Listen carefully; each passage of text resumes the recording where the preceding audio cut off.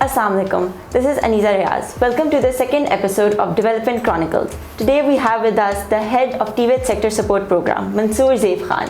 How are you today, sir? I'm good. How are you? I'm great, thank you. Let's start with a little bit about your background. What inspired you to pursue this career in the sector, TVET? Thank you very much. It's a strange story. I joined Government of Pakistan back in 2004. My first appointment was in Ministry of Interior after clearing my public service exam, and then I continued till 2012. So I don't have much of the employers on board. I just have two employers in my career. One was the Government of Pakistan. Well, while I was working for the Government of Pakistan, I was thinking like how the development world looks like, because all the time when you are working with the Government of Pakistan, you have to deal with all sort of international organizations, with international donors. So I always had this kind of a passion that how the world looks on the other side of the table. And then finally one fine day I was called by GIZ, and we started discussing how to set up National Skills Information System, how to set up this labor market information system and analysis. And that was the time when we had a successful negotiation. And then back in 2013 I joined GIZ. So from 2013 till date, sitting in front of you as a part of GIZ. That's great. Can you give us an overview of what is TVET and how is it impacting people? I would love to simplify this entire TVET project in one-liner statement. And that is, the core objective of this entire program is to facilitate, to support the graduates of the vocational training and also the job seekers to secure their jobs in the job market. So that's the overall aim of this TVET program. Of course, we do by offering different mayors, by offering different intervention areas. Of course, for that we have proper structures. Our partners are Government of Pakistan, and our core task is to provide and to advise and also support Government of Pakistan to achieve this objective. As you know that employment is a common problem in Pakistan. Since we do not have any proper structures in place, that is how the TVET program was realized and materialized later, to eliminate the gap of this demand and supply, which is creating unemployment backlog. And that is why we are here to support Government of Pakistan in terms of providing opportunities and different support measures to the job seekers and also to the TVET graduates to secure their employment. Can you share some success stories or notable achievements in the TVET sector under your leadership? I mean, my leadership span, I would say, is not that much, because it's just like 1.5 years I took over as a head of the TVET program. To be very precise, not 1.5, but just 1 year. But before that, when I was working as a technical advisor for TVET, I think that was the part which I really want to highlight, because normally if you are a part of the implementation team, that is where you feel really proud, in a sense that you are actually the implementers. You can see the change happening on the ground, and being a member of that change, that is something which you always cherish. I think the biggest achievement of my own personal career while working with GIZ is establishment of this National Skills Information System. And this National Skills Information System we started when there exists nothing on the ground which was giving any sort of statistics where we can compare what is happening on the ground when it comes to demand and supply. There was no data at all. There was no repositories. There was no consolidated data sets which was helping back then to come and prepare us with the gap analysis and to see what exists in the growth market. So I think that was something which I always feel proud of. And the biggest success of that software, that web-based system, is that now it has been used across the world. When it comes to the TVET sector of Pakistan, it is quoted in most of the census, it is quoted in most of the education census, and lots of private and public organizations are using that web portal, I would say. And all these different projections when it comes to the TVET sector, they are mostly based on that National Skills Information System. That is now a part of permanent structures of the government. That is also one of the greatest achievement when it comes to creating sustainable structures in the government. And not only this, as a core task, for example, when we say we are supporting this entire TVET system, this is not only limited to the TVET graduates but also TVET practitioners.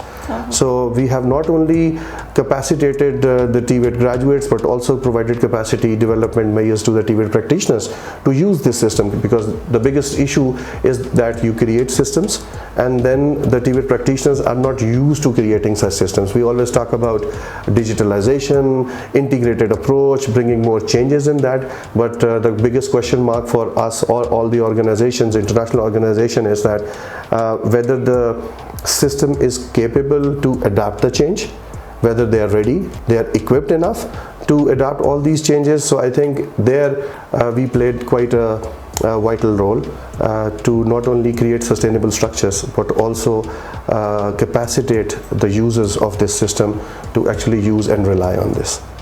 As you said that Government of Pakistan is a part of this as well, so what do you think the role of collaborations plays in this? See, GIZ cannot work alone. Yeah. Our main task is to provide support and advice to Government of Pakistan. This is something which makes us unique as well. Yeah, so it is always a collaborative approach. Not only collaborative, but it is also an integrated approach. So the collaboration plays a very important role. As I said, that our role is to advise, to support Government of Pakistan, and at the same time we also ensure that we support them to create sustainable and implement those things, to implementation structure. We, after providing the support, I think the Government of Pakistan is in a position to implement those strategies, frameworks and policies. So our role ends when it comes to providing support in somehow, but when it comes to implementation, so of course that is a coordinated approach, and we cannot go to the third tier or second tier of the Pakistan to collaborate with different agencies for the sake of implementation, but for that we need government partners to implement and coordinate. Okay. What emerging trends or innovations in the vocational education and training are you most excited about? The world is growing in a rapid pace. That's true. Yeah, and digitalization is one of the core topics. There are a couple of buzzwords in the market when it comes to the TVET sector as well. Artificial intelligence, fourth industrial revolution, bringing more digitalization in different processes, shifting or developing more traditional TVET system into online web-based systems.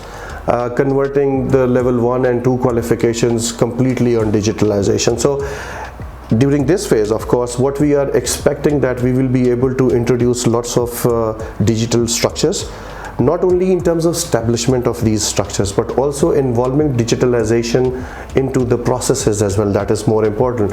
I can quickly give you an example. For example, most of the level 1 qualifications which are running in Pakistan, that can be converted into digital forms. Level 2 qualification, that also gives you a lot of provision to convert them into 3D modeling. And just hypothetically speaking, in a sense that if you convert all these things into a digital platform, they will provide a digital repository. And you know that Pakistan is having 73 million population using smartphone. So if you link this statistics with the idea of introducing these digital setups, you are in a very comfortable position to analyze that if we have 73 million smartphone users in Pakistan, internet connectivity is one of the things which I feel is comparatively cheap in Pakistan in terms of the inflation. So I feel that if we create such kind of repository, that will save a lot of time for the TVET graduates, not only coming to the institute but also sitting in different places and start learning. It's just like introducing e-learning platforms in the TVET system. Though there are a couple of initiatives by the Government of Pakistan where they have introduced such schemes, but for us, we are not limiting ourselves to only one aspect, which is qualification, but bringing more digitalized solutions, digitalized structures, and also creating that sustainable impact which will last by taking in account that there is a rapid growth of the internet users, especially when it comes to smartphone users. So that will actually give a lot more access to the repositories, to the knowledge banks, to the learning management systems when it comes to that. So I'm really looking forward to that. The other aspect which is really interesting and which has a lot of attraction for me is a public-private model. I think in the past somehow the private sector was, I'm not saying that they were not on board, but somehow it involves a lot of active participation from the private sector, and for that you have to incentivize private sector. So I think this phase, what we are trying to do is to create these PPP models where not only we have a typical traditional TVET structure, but also giving equal say to the private sector what they actually require in the industry or in the factories. Otherwise it will not be able to have a proper match of these TVET graduates when it comes to the supply side. So I think that is where we are working a lot. We have quite a number of indicators to achieve in that regard, where we have to sign number of MOUs with the private sector to not only accommodate these TVET graduates, but also help us to build more sustainable structures when it comes to giving proper projection and forecasting what is required for them in the private sector. So that is also something which is really attractive. The third thing which I am quite I would say ambitious, and that is involving of this green sector and greening all these interventions. So I think that is relatively a new subject when it comes to adoption from the government of Pakistan, and also this is internationally compliant when we talk about the green skills and greening of these things. So I think these are three areas which I'm really looking forward to see the impact, not only to actually start these things, but I'm more interested in seeing the impact, let's say after 1 year, how it goes from this point onwards. I think this brings me perfectly to the next question. What are your long-term goals for the TVET sector in Pakistan? That's a tricky question. I mean, we are into the fourth phase of the TVET program right now, and we started with the reforms. We started our first phase by saying it's TVET sector reform program. It's a transition from reforms to support. And I mean, now at this moment, as I said, that we are into the fourth phase, I think the long-term plans which comes instantly to my mind is that how can we hand over all these structures successfully to our partners? How can we enable them to be in a position where if none of donor agency is in Pakistan, they are still capable of running all these initiatives. They are still capable of implementing all these programs at their own. So sustainable structure in short. The third thing is, making all these measures, for example, qualification development, capacity development of teachers training, greening, establishment of these model institutes and center of excellence at par of the international level. There is huge demand. We all know that around 0.7 million workforce is proceeding abroad for the purpose of employment. But if you further take into account the ratio of skilled people or even low skilled or semi-skilled people, that is very low. Around 62% of unskilled people are going abroad. So I think the long-term plan is, as I said earlier, to prepare these graduates, the TVET graduates, to be at the international par and see that rather than promoting this unskilled structure and creating opportunities for the unskilled people, I think skilling people to have better life, to have better income, I think that is one of the long-term goals we have.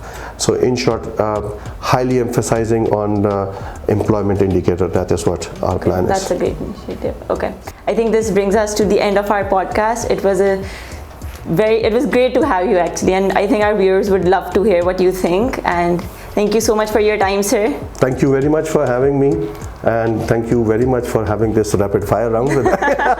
Thank you.